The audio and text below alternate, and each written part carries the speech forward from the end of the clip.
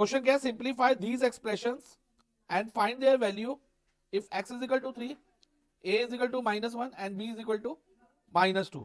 हमें दो एक्सप्रेशन दी है और हमें इन दोनों एक्सप्रेशन की वैल्यू फाइंड करनी है और इनको पहले क्या करना है, सिंप्लीफाई। सिंप्लीफाई करने के बाद ये वैल्यूज डालनी है जो हमें x की, a की और b की वैल्यू दी है। तो फर्स्ट पार्ट पहले मैं करवा रहा हूं। फर्स्ट पार्ट में हमारे पास क्या है, 2a -2b -4 -5 प्लस a। तो इसमें सबसे पहले लाइक टर्म्स कलेक्ट करेंगे।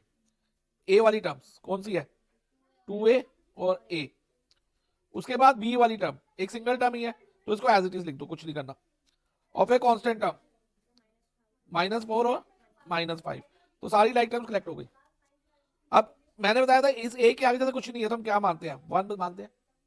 तो इधर क्या होगा, 2a + 1a कितना हो जाएगा, 3a। तो 3a, इसके बाद ये -2 भी ऐसे ही आएगा, इसका कुछ नहीं करेंगे। और इसका क्या होगा, माइनस माइनस प्लस 4 + 5 9, साइन बढ़ेगा -9। अब तीनों अनलाइक टर्म्स हो गई। तो यानी कि अब हमने इसको सिंप्लीफाई तो कर लिया है, सिंप्लीफाई हमने कर लिया है। अब हम वैल्यू डालेंगे। इसमें हमें वैल्यू किसकी चाहिए, ओनली a और b की, x की जरूरत नहीं है। तो इस पार्ट में हम x को भूल जाएंगे, सिर्फ हम a और b की वैल्यू को कंसीडर करेंगे। तो 3a का मतलब मैं बता चुका हूं तुम्हें क्या होता है, 3 × a। तो 3 × a की जगह क्या आएगा, -1। तो 3 × -1, फिर माइनस का साइन -2 और फिर b की जगह -2, क्योंकि 2b का मतलब 2 × b। तो 2 × b की वैल्यू -2 है तो 2 × -2 हो जाएगा और -9। अब बोर्ड मास के अकॉर्डिंग पहले मल्टीप्लिकेशन होंगी। तो जैसे ये दो मल्टीप्लिकेशन है, इधर 3 × -1 -3 और यहां पर 2 टू द 4 और माइनस माइनस +4 और -9।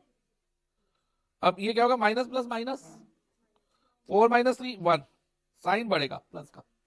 और प्लस का साइन अगर आगे की साइड आ रहा हो तो हम नहीं डालते, पहले नंबर के साथ आ रहा हो तो। और -9, अब प्लस माइनस माइनस और 9 - 1 इज 8, साइन बढ़ेगा तो -8। तो इसका आंसर हमारा -8 हो गया। अब इसका सेकंड पार्ट मैं समझा रहा हूँ। सेकंड पार्ट में भी लाइक टर्म्स कलेक्ट करनी है। सबसे पहले इधर हमारे पास क्या है, 2 के साथ आएगा दूसरी कांस्टेंट टर्म 4। तो ये क्या हो जाएगा, 2 + 4। फिर x वाली टर्म ले लेंगे -8x और यहां पर क्या है, +4x। अब 2 + 4 6 और यहां पर माइनस प्लस माइनस 8 - 4 4 होगा और साइन बढ़ेगा तो -4x। तो 6 - 4x। अभी अनलाइक टर्म्स रह गई हैं, यानी कि ये सिंप्लीफाई हो गई। जब अनलाइक टर्म्स रह जाए तब मान लेंगे ये सिंप्लीफाई हो गई, इसको आगे सॉल्व नहीं करेंगे। अब हम वैल्यू डालेंगे x की वैल्यू क्या दे रखी है, 3। इसमें a और b की वैल्यू की जरूरत नहीं है, इस पार्ट में ओनली x की वैल्यू की जरूरत है। तो 6 - 4, x का मतलब क्या था, 4x का मतलब था 4 × x। तो यानी कि 4 × 3 हो जाएगा। तो 6 और 4 × 3 इज 12। तो 6 - 12 और 6 - 12 प्लस माइनस माइनस करेंगे, 12 - 6 इज 6 और साइन बढ़ेगा तो ये -6। इसका आंसर क्या हो गया, -6। तो ये ऐसे